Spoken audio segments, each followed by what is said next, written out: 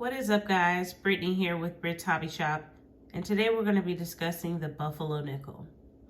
Now, I don't know if many of you have heard of this, but there's a nickel going around. It is called the three-legged Buffalo nickel, and it is one of the most famous of all the U.S. coin varieties. Now, this error was caused when damage on a Buffalo nickel reverse die was buffed out.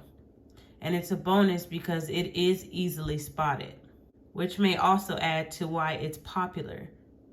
As far as I know, the three-leg Buffalo nickel is pricey in any condition, and that's mostly because the demand is much greater than the supply.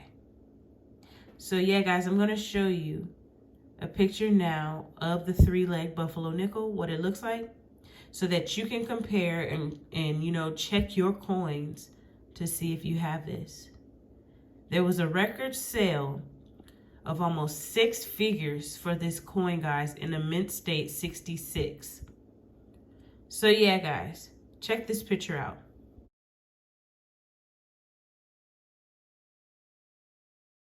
Okay, guys, hope you enjoyed this video. Happy hunting. Don't forget to like, comment, and subscribe, and I'll see you next time. Peace.